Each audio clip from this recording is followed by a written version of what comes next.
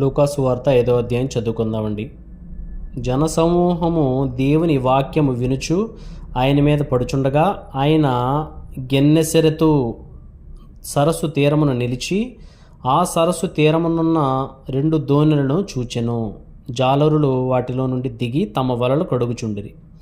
ఆయన దోణులలో సీమోనుదైన ఒక దోణి ఎక్కి దరి నుండి కొంచెం త్రోయమని అతన్ని అడిగి కూర్చుండి దోణిలో నుండి జనసమూహములకు బోధించుచుండెను. ఆయన బోధించుట చాలించిన తరువాత, నీవు దోణిను లోతునకు నడిపించి చేపలు పట్టుటకు మీ వలలు వేయుడని సీమోనుతో చెప్పగా, సీమోను, ఏలినవాడా, రాత్రి అంతయు మేము ప్రయాసపడితిమి గాని మాకేమీ దొరకలేదు. అయినను నీ మాట చొప్పున వలలు వేతుమని ఆయనతో చెప్పెను. వారు అలాగ చేసి విస్తారమైన చేపలు పట్టిరి. అందుచేత వారి వలలు పిగిలిపోచుండగా వారు వేరొక దోణిలోనున్న తమ పాలివారు వచ్చి తమకు సహాయం చేయవలనని వారికి సంజ్ఞలు చేసిరి. వారు వచ్చి 2 దోణులు మునుగునట్లు నింపిరి. సీమోను పేతురు అది చూచి యేసు మోకాళ్ళ ఎదుట సాగిలపడి, ప్రభువా, నన్ను విడిచిపోము, నేను పాపాత్ముడనని చెప్పాను. ఏలయనగా వారు పట్టిన చేపల రాశికి అతడును అతనితో కూడనున్న వారందరూ విస్మయం ఉందిరి.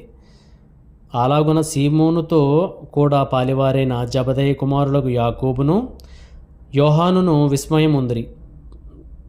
అందుకు యేసు, భయపడకుము, ఇప్పటి నుండి నీవు మనుష్యులను పట్టువాడవై యుందువని సీమోనుతో చెప్పెను. వారు దోణిలను దరికి చేర్చి సమస్తమును విడిచిపెట్టి ఆయనను వెంబడించిరి. ఆయన ఒక పట్టణంలో నున్నప్పుడు ఇదిగో కుష్టు రోగముతో నిండిన ఒక మనుషుడుండెను. వాడు యేసును చూచి సాగిలపడి, ప్రభువా, నీకిష్టమైతే నన్ను శుద్ధినిగా చేయగలవని ఆయనను వేడుకొనెను. అప్పుడు ఆయన చేయి చాపి వానిని ముట్టి, నాకిష్టమే, నీవు శుద్ధుడు కమ్మని అనగానే కుష్ఠురోగం వానిని విడిచెను. అప్పుడైన, నీవు ఎవనితోనూ చెప్పక వెళ్ళి వారికి సాక్షార్థమై నీ దేహమును యాజకునికి కనపరుచుకొని నీవు పరిశుద్ధమైనందుకు మోషే నియమించినట్టు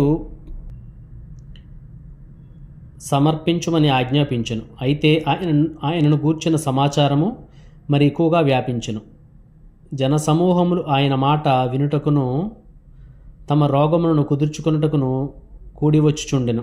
ఆయన ప్రార్థన చేయుటకు అరణ్యములోనికి వెళ్ళుచుండెను. ఒకనాడు ఆయన బోధించుచుండగా గలిలయ యూదయ దేశముల ప్రతి గ్రామము నుండి యెరూషలేము నుండి వచ్చిన పరిసయ్యులను ధర్మశాస్త్రోపదేశకులను కూర్చుండి ఉండగా ఆయన స్వస్థపరచునట్లు ప్రభు శక్తి ఆయనకుండెను. ఇదిగో, కొందరు మనుషులు పక్షవాయువు గల ఒక మనుషుని మంచం మీద మోసుకొని వానిని లోపలికి తెచ్చి ఆయన ఎదుట ఉంచుటకు ప్రయత్నం చేసిరి. గాని జనులు గుంపు కూడి ఉండినందున వానిని లోపలికి తెచ్చుటకు వల్లపడకపోయిన గనుక ఇంటి మీదకెక్కి పెంకులు విప్పి మంచముతో కూడా యేసు ఎదుట వారి మధ్యను వానిని దించిరి. ఆయన వారి విశ్వాసము చూచి, మనుషుడా, నీ పాపములు క్షమింపబడి ఉన్నవని వానితో చెప్పగా, శాస్త్రులను పరిశీలను దేవదోషణ చేయుచున్న ఇతడెవడు? దేవుడొక్కడే తప్ప మరి ఎవడు పాపమును క్షమింపగలడని ఆలోచించుకొనసాగిరి. యేసు వారి ఆలోచనలెరిగి, మీరు మీ హృదయముల్లో ఏమి ఆలోచించున్నారు? నీ పాపములు క్షమింపబడి ఉన్నవని చెప్పుట సులభమా? నీవు లేచి నడుమని చెప్పుట సులభమా?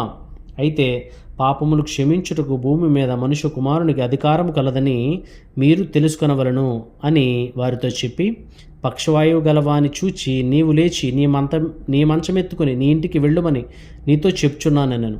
వెంటనే వాడు వారి ఎదుట లేచి తాను పండుకొని ఉన్న మంచము ఎత్తుకొని దేవుని మహిమపరచుచు తన ఇంటికి వెళ్ళెను.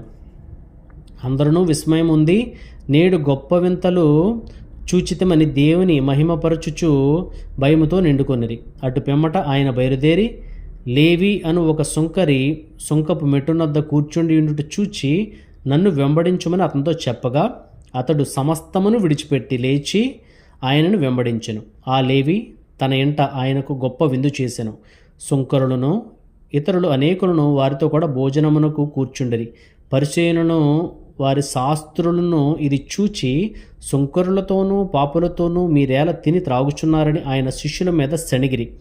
అందుకు యేసు, రోగులకే గాని ఆరోగ్యము గలవారికి వైద్యుడక్కర్లేదు, మారుమనసు పొందుటకై నేను పాపులను పిలవచ్చుతిని గాని నీతిమంతులను పిలవరాలేదని వారితో చెప్పాను.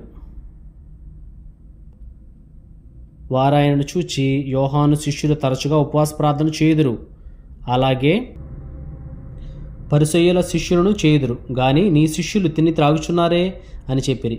అందుకు యేసు, పెండ్లి కుమారుడు తనముతో ఉన్నంతకాలము పెండ్లి ఇంటి వారి చేత మీరు ఉపవాసము చేయింపగలరా? పెండ్లి కుమారుడు వారి యొద్ద నుండి కొనుపోబడి దినములు వచ్చును, ఆ దినములలోనే వారు ఉపవాసము చేతురని వారితో చెప్పాను. ఆయన వారితో ఒక ఉపమానము చెప్పాను, ఎట్లనగా, ఎవడను పాత బట్టకు క్రొత్త గుడ్డ మాసిక వేయడు, వేసినట్ల క్రొత్తది దానిని చింపివేయును. అదియుగాక క్రొత్త దానిలో నుండి తీసిన ముక్క పాత దానితో కలియదు. ఎవడను పాత తిత్తులలో క్రొత్త ద్రాక్షరసం పోయడు, పోసినెడల క్రొత్త ద్రాక్షరసము తిత్తులను పిగుల్చును, రసము కారిపోవును, తిత్తులను పాడగును. అయితే క్రొత్త ద్రాక్షరసం క్రొత్త తిత్తులో పోయవలను. పాత ద్రాక్షరసము త్రాగి వెంటనే క్రొత్త దానిని కోరుకునేవాడు ఎవడనూ లేడు, పాతదే మంచిదగునని చెప్పెను. ఆమెన్. అయితే ఈ అధ్యాయంలో మరి యేసుక్రీస్తు యొక్క శిష్యులు వారు ఏం చేశారంటే కనుక, తమకున్నవన్నీ విడిచిపెట్టి, సమస్తాన్ని విడిచిపెట్టి ఆయన వెంబడించారు అనేటువంటి మాట రాసున్నది. యోహాను, యాకోబులు, సీమోను పేతురు, ఇంకా సుంకపు మెట్టు దగ్గర కూర్చున్నటువంటి తన లేవి అనేటువంటి శిష్యుడు, వీళ్ళు ఏం చేశారంటే కనుక తమకున్న సమస్తాన్ని విడిచిపెట్టి తమకు రక్షకుడైనటువంటి దేవుని వెంబడించారు. మరి ఈనాడు మనం ఏమి విడిచిపెట్టి ఆయన వెంబడిస్తున్నాము? ఆమెన్.